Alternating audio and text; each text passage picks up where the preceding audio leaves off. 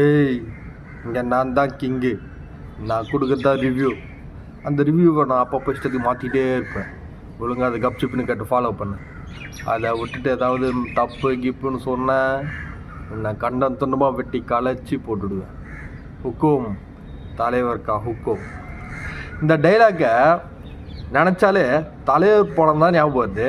ஏன்னா தலைவர் படம் வரும்போது தான் நம்மளுக்கு அந்த கூஸ் பம்ப்ஸு வைப்பு எல்லாமே வருது. ஏன்னா கூலி படத்துலேருந்து சிக்கிட்டு வைப்புன்னு ஒரு பாட்டு விட்டுருக்காங்க. அந்த பாட்டை கேட்டால் உண்மையிலே நம்மளுக்கு தமிழ் சினிமாலே இப்போ தான் வைப் வர மாதிரிக்குது. ஏன்னா இது வரைக்கும் அந்த பாட்டுங்க எதுலேயுமே அந்த மாசுக்கு உண்டான எலிமெண்ட்ஸே சுத்தமாக இல்லாமல் மிஸ் ஆகிருந்தது. இப்போ தான் தலைவர் படம் வர்றதுனால சூப்பர் ஸ்டாரோட அனிருத்தும் சேர்ந்ததுனால நம்மளுக்கு சிக்கிட்டு வைப்னு ஒரு தரமான பாட்டு கிடச்சிருக்கு. நிறைய பேர் சொல்கிறானுங்க சிக்கிட்டு வைப்பில் வைபே இல்லையா, எங்கடா வைப்பு அப்படின்னு கேட்குறானுங்க. அப்படியே லைட்டாக ஹுக்கும் அளவுக்கு இல்லை அப்படின்லாம் சொல்கிறானுங்க. டேய், ஹுக்கும் என்ன பாட்டுன்னு உங்களுக்கு தெரியுமாடா? ஹுக்கும் ஜெயிலர் படத்தில் தலைவரோட கம்பேக்குக்கு ஒரு வெறித்தனமாக அடிக்கப்பட்ட ஒரு பாட்டு. ஆனால் சிக்கிட்டு வைப்புன்றது ஒரு ஜாலியாக தலைவர் பசங்களோட சேர்ந்து ஆடுற மாதிரி ஒரு என்டர்டெய்னிங் சாங். அதையும் இதையும் எப்படி நீங்கள் கம்பேர் பண்ணுவீங்க? உங்களுக்கு ஹுக்கும் அளவுக்கு வெறித்தனம் வேணும்னா அந்த கூலி பவர் ஹவுஸ்னு ஒரு பாட்டு இருக்குது பாருங்கள். அது ஹுக்கும் அளவுக்கு வெறித்தனமாக ஸ்க்ரீனில் கீழே போகுது. அதுக்கு நீங்கள் பதில் சொல்லுங்கள் பார்க்கலாம்.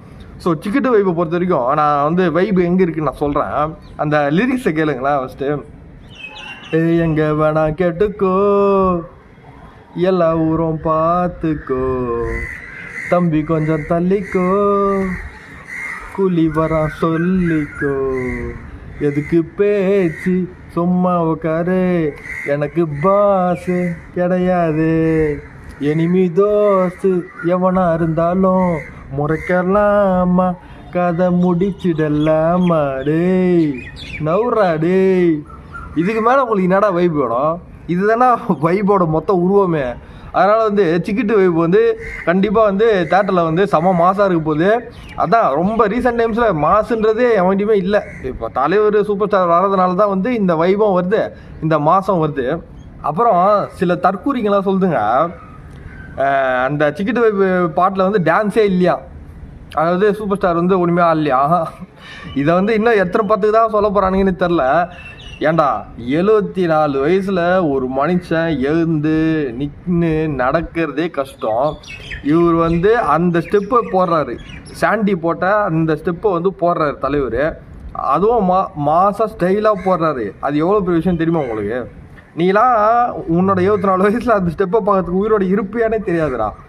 அந்த மாதிரி இருக்கும்போது நீங்கள் எப்படி சூப்பர் ஸ்டார் டான்ஸே ஆடலன்னு சொல்லுவீங்க? இதை நான் வன்மையாக கண்டிக்கிறேன். ஏன்னா அது சொல்கிற அளவுக்கு உங்களுக்கு தகுதி இல்லைன்னே வச்சுக்கோங்களேன். நீங்கள் வேணால் ட்ரை பண்ணி பாருங்கள். ஒரு 60 ஏஜுக்கு அப்புறமே அந்த ஸ்டெப்பை நீங்கள் போட்டு ட்ரை பண்ணி பாருங்கள், பார்க்கலாம். 74 இயர்ஸில் தலைவர் அந்த ஸ்டெப்பை போடுறது உண்மையிலே அற்புதம் தான் நான் சொல்லுவேன். அதுவும் இல்லாமல் அந்த சிக்கிட்டு வை பாட்டில் ஆடினது பார்த்தீங்கன்னா ரெண்டு சின்ன பசங்க. அதாவது பாட்டு ஃபுல்லாக ட்ராவல் ஆனது யாருன்னா அனிருத்தும் சாண்டி மாஸ்டரும். இவங்க தான் பாட்டு ஃபுல்லாக ட்ராவல் ஆகியிருந்தாங்க டான்ஸை பொறுத்த வரைக்கும். ஆனால் அந்த பாட்டில் உண்மையிலேயே நம்மளுக்கு வைப் வெறித்தனமாக ஏற்றுறது யாருன்னு பார்த்தீங்கன்னா நம்ம டிஆர் எந்த அளவுக்கு அவர் பெரியவரோ அவர் போட்ட ஸ்டெப்பு அந்த அவருக்கு உண்டான மாதம் தனித்துவமாக அந்த பாட்டில் காட்டியிருக்காரு. அது நம்மளுக்கு உண்மையிலேயே நல்லா இருக்குது பார்க்கறதுக்கு. ரெண்டாவது நம்ம சொல்லவே தேவையில்ல, சூப்பர் ஸ்டார் தான் எப்போவுமே முதல் இடம். ஓகேவா? இவங்க 2 பேர் தான் பாட்டில் மாசு ஏற்றிருக்காங்க. ஆனால் டான்ஸ் ஆனது பார்த்தீங்கன்னா அனிருத்தும் சாண்டியும் தான் ஃபுல்லாக ட்ராவல் ஆனாங்க. சூப்பர் ஸ்டார் சும்மா ஒரு பிட்டு தான் போட்டிருக்காங்க. சூப்பர் ஸ்டாரில் இன்னும் ஒரிஜினலாக நீங்கள் காட்டவே இல்லை. இந்த பிட்டுக்கே தான் இந்த வைப்பு. ஓகேங்களா? 2 சீன் தான். உன்னே அதையும் ஒரு கம்ப்ளைண்டாக நிறைய பேர் சொல்கிறாங்க, என்னடா ரஜினி பாட்டில் ரஜினியே காட்டலை அப்படின்ட்டு. ஏண்டா கடவுளெல்லாம் அவ்வளோ ஈஸியெல்லாம் காட்ட மாட்டாங்கடா, கொஞ்சம் வெயிட் பண்ணுங்க. அந்த வைப்பு இதுதான் அந்த வைப்பு வெறித்தனத்தை ஏற்றுறதுன்றது, அந்த இன்ட்ரெஸ்ட் கிரியேட் பண்ணுறது இருக்குல்ல, அது இது மூலியமாக இந்த மாதிரிலாம் பண்ணால் தான் கிரியேட் ஆகும். அதெல்லாம் உங்களுக்கு புரியலன்னு நினைக்கிறேன். அதனால் கொஞ்சம் பொறுமையாக இருங்க. படம் தேட்டரில் இந்த பாட்டு ஸ்க்ரீனில் எப்படி இருக்குன்னு பாருங்கள். அந்த வெறித்தனம் வைப்பு ஃபேன்ஸு காட்டுவாங்க, சூப்பர் ஸ்டார் ஃபேன்ஸ் காட்டுவாங்க. அப்போ தான் உங்களுக்கு இந்த சிக்கிட்டு வைப்போட உண்மையான வைப்பே தெரிய வரும். கடைசியாக ஹேட்டர்ஸ்லாம் ஒன்று சொல்லி விரும்புகிறேன். கூலி படத்தை நீங்கள் சாதாரணமாக எடை போட்டாதீங்கடா.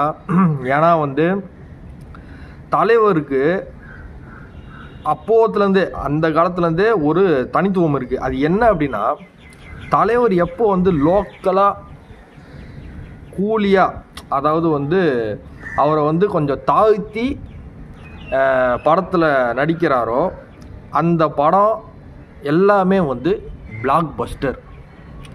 இதை வந்து நீங்கள் ஹிஸ்ட்ரி வேணால் எடுத்து பாருங்கள். ஏன்னா வந்து சூப்பர் ஸ்டாருக்கும் கூலிக்கும் அந்தளவுக்கு ஒரு மேட்சிங் இருக்குது அந்த காலத்துலேருந்தே. அதனால் வந்து நீங்கள் வந்து வேட்டையன் மாதிரி நினச்சிக்கின்னு, வேட்டையன்றது நான் வந்து ஆக்சுவலாக தலைவர் படம் தான், அது வந்து கொஞ்சம் சரியாக போகல. அதாவது வந்து ஜெயிலர் கம்பேர் பண்ணும்போது கொஞ்சம் கம்மியாக தான் போச்சு. அந்த படத்து கூட மாதிரி நினச்சிக்கின்னு கூலியை நினச்சிடாதீங்க. ஏன்னா வந்து கூலிக்கும் சூப்பர் ஸ்டாருக்கும் இருக்கிற உறவு அந்த மாதிரி. அது வந்து வந்து என்றைக்குமே அழியாது.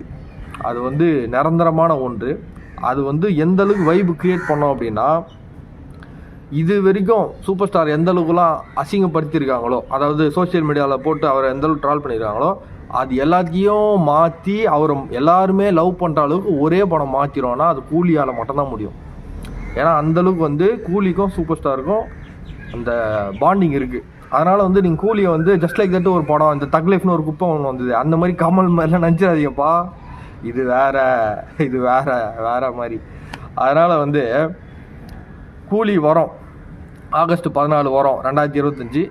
அந்த நாளுக்கு அப்புறமா பார்த்தீங்கன்னா சூப்பர் ஸ்டார் ஃபேன்ஸு மறுபடியும் முளைப்பாங்க, ஃப்ரெஷ்ஷாக வருவாங்க, இறங்குவாங்க, வானத்துலேருந்து ஆகாயத்துலேருந்து பூமியிலேருந்து முளைச்சி வருவாங்க. அந்த மாதிரி வந்ததுக்கப்புறமா தலைவரோட ரேஞ்சு இன்னும் ட்ரிபிள் மடங்காக இன்க்ரீஸ் ஆகும். அதுக்கு அடுத்தடுத்த படம்லாம் இன்னும் வைப் ஏறும். ஸோ நான் வந்து இப்போதைக்கு வந்து மொத்தமாக கூலிக்கு மட்டும்தான் வெயிட் பண்ணுகிறேன். ஏன்னா எனக்கு அந்தளவுக்கு வந்து அந்த படம் பார்க்கணும்னு இன்ட்ரெஸ்ட். ஏன்னா அந்த டைட்டிலே வந்து எனக்கு ரொம்ப இன்ட்ரெஸ்ட் க்ரியேட் பண்ணுது. ஏன்னா வந்து அந்த டைட்டில் வந்து வேறு யாருக்கும் சூட்டே ஆகாது, தலைவருக்கு மட்டும் தான் சூட் ஆகும். ஸோ கூலியை வந்து எக்காரணத்துக்கு ஒன்றும் சாதாரணமாக நினச்சிடாதீங்க. கூலி வந்து தமிழ் சினிமாலேயே முதல்ல 1000 கோடி அடிக்க போகிற ஒரு படம். நான் ஓப்பன் சேலஞ்சு விட்றேன். ஏன்னா வந்து அந்த பொட்டென்ஷியல் கூலிக்கிட்ட மட்டும்தான் இருக்குது. லோகேஷ் கனகராஜ் இருக்கார், சரி லோகேஷ் செகண்டரி தான், ஃபஸ்ட்டு தலைவர் இருக்கார். அந்த மாஸ் சீன்ஸு அந்த டைட்டிலுக்கும் தலைவருக்கும் எந்தளவுக்கு சூட் ஆகுது அப்படின்றத நீங்கள் வந்து அந்த கலெக்ஷனில் பார்ப்பீங்கடா. இதுதான்டா நான் இந்த வீடியோ மூலமா சொல்ல விரும்புறது. அதனால் வந்து கூலி கூட எந்த படத்தையும் விட்றாதீங்க, அடி வாங்கிடும். கூலியை வந்து சாதாரணமாக நினச்சிடாதீங்க. சிக்கிட்டு வைப்பெல்லாம் வந்து மாசு இல்லைலாம் சொல்லாதீங்க. நீங்கள் வந்து எல்லாத்துக்கும் இந்த கேள்விக்கு எல்லாத்துக்கும் பதில் வந்து படம் ரிலீஸ் ஆனதுக்கப்புறம் தெரியும். படம் எந்தளவுக்கு கலெக்ஷன் அடிக்கிறதுன்ற பார்த்தோம் தெரியும். ஓகேவா? வரேன்.